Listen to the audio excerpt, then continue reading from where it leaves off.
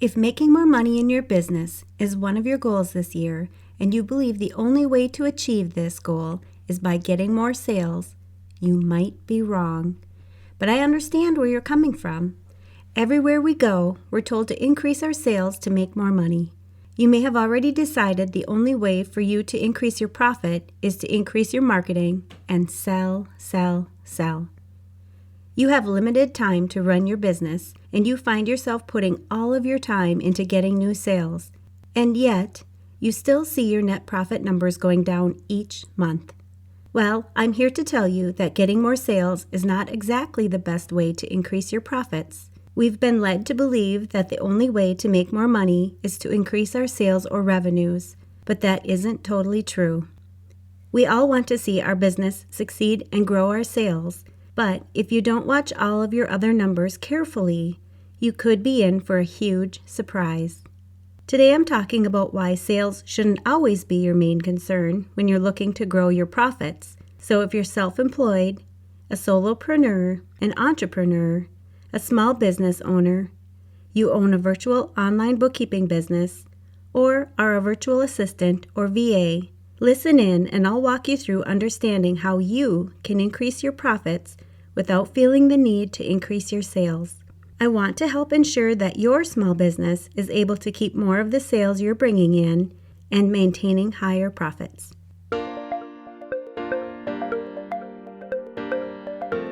You're listening to the Mastering Your Small Business Finances podcast, where we get straight to the point on topics that ultimately affect your bottom line. That's right, as an entrepreneur with a small business, money management, growth, marketing, they all affect your bottom line.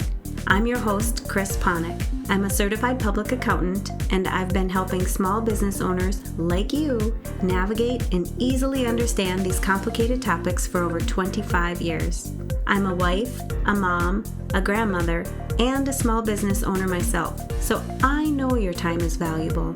In my free time, I make the best sugar cookies and have mastered an amazing chocolate chip cookie recipe. And that's not just my opinion. You're in the right place. I promise your time will be well spent here. Each week you'll gain confidence and clarity while making a successful impact on your business and grow your bottom line. Get comfy, grab a cookie, and let's get straight to the point with this week's episode.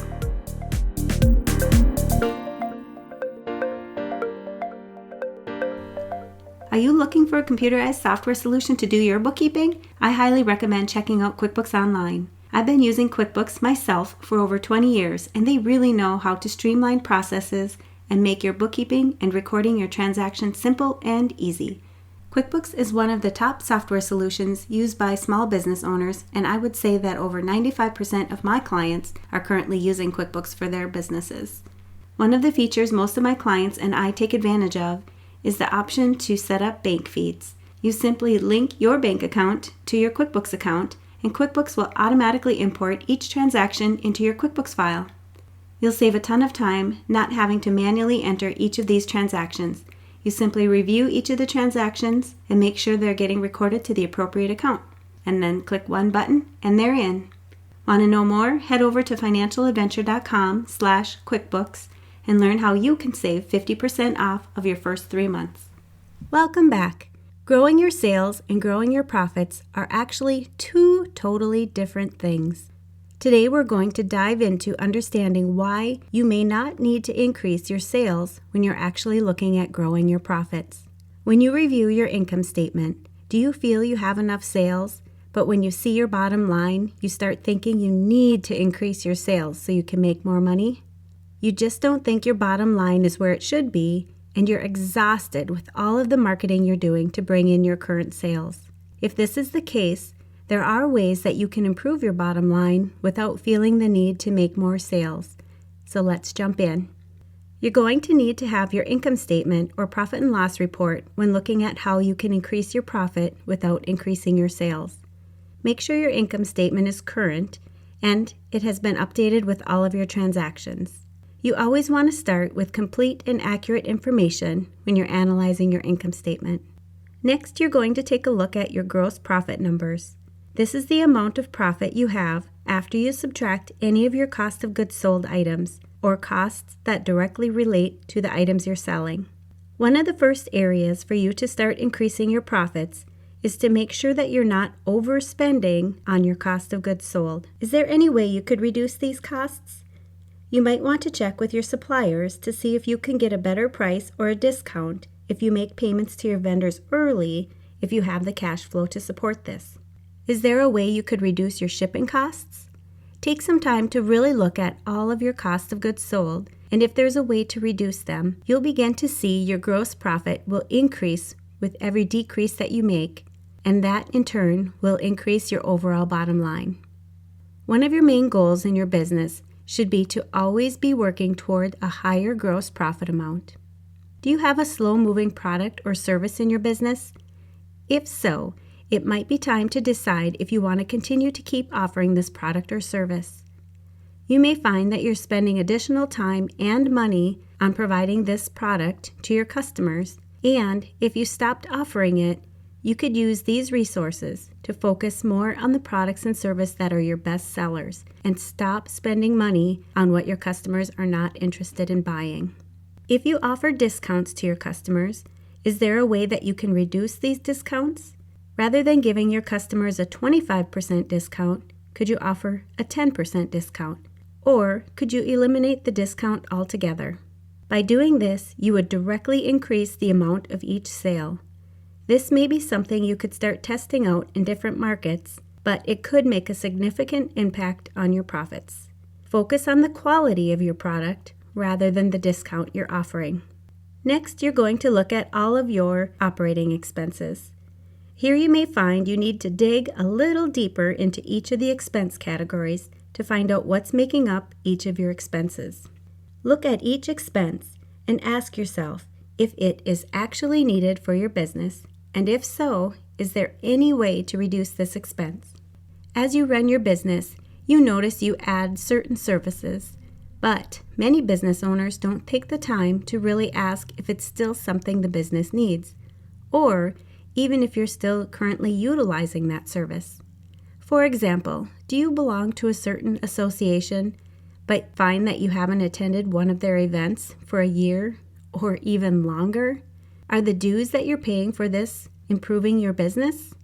If not, it may be time to stop paying those dues and increase your bottom line. Another example would be software. Have you purchased any software on a subscription basis which you're no longer using? Or have you purchased a premium software subscription that you no longer need the premium version for? By making sure you're only paying for the services you need, you will increase your profits.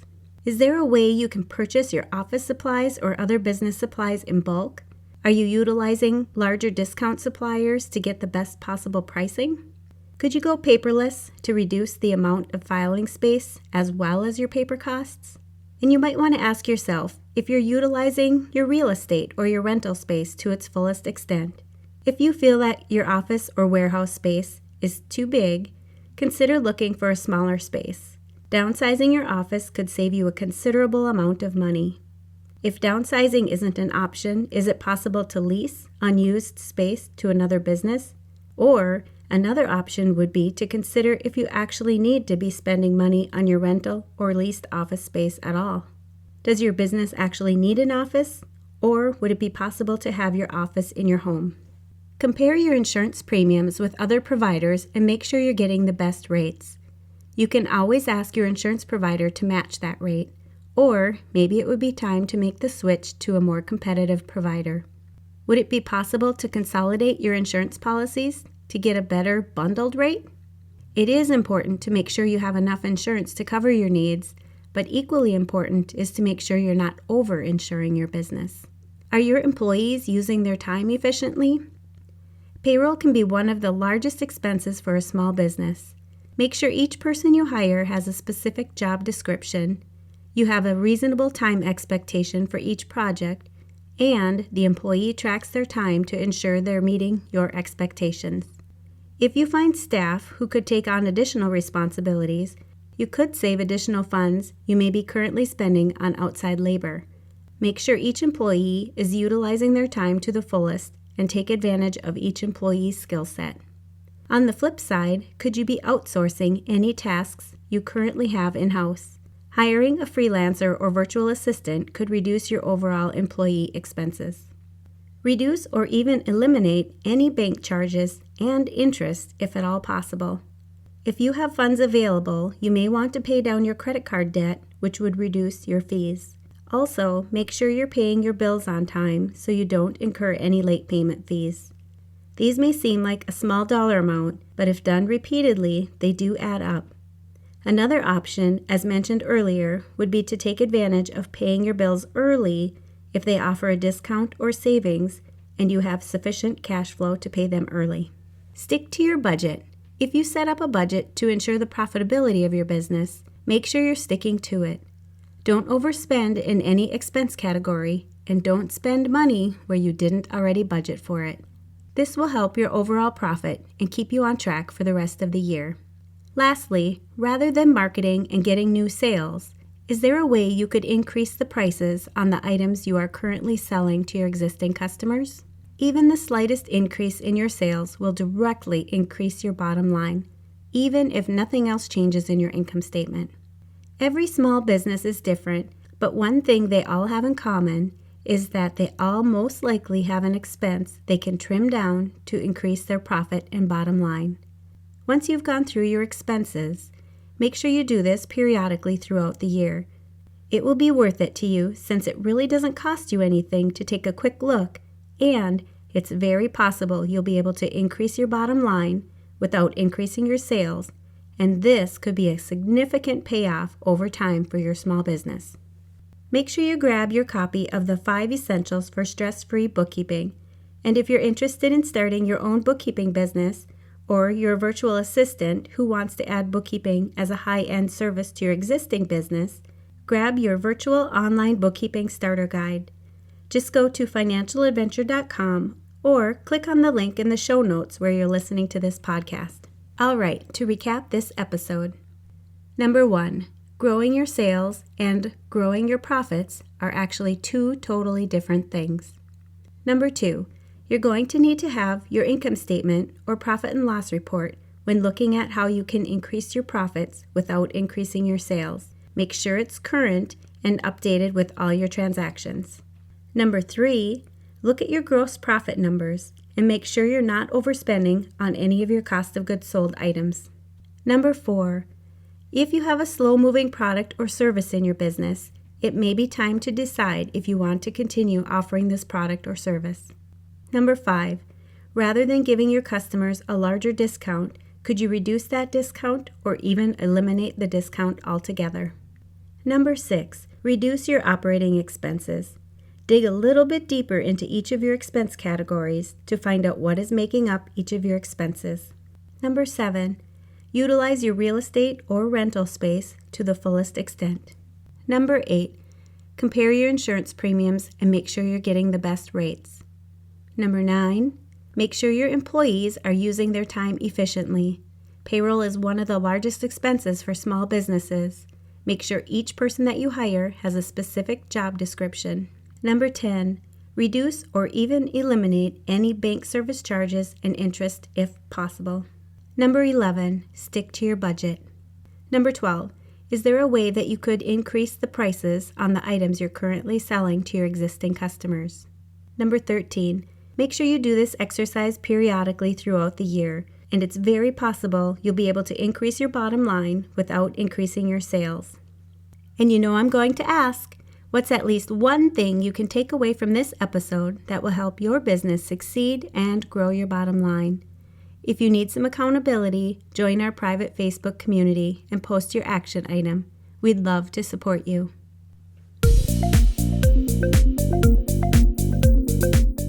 Thanks for taking the time to tune into this episode of Mastering Your Small Business Finances. If you enjoyed this episode as much as I enjoyed creating it for you, I'd love for you to give it a 5-star rating and subscribe to the show so you never miss an episode. Visit financialadventure.com for the show notes, links from this episode, and while you're there, leave a comment if you have a topic you're interested in learning more about that affects your bottom line. If you're looking for a community where you can ask questions and get feedback about your small business, Join my private Facebook group. You can find the links to this group and more on financialadventure.com. And remember, any financial information shared on this podcast is not to be considered professional, financial, or tax advice and should not be solely relied upon. Please consult your CPA or tax advisor for an opinion on your specific circumstances. I'm looking forward to having you tune in next time. Until then, dream big, follow your heart, and love what you do.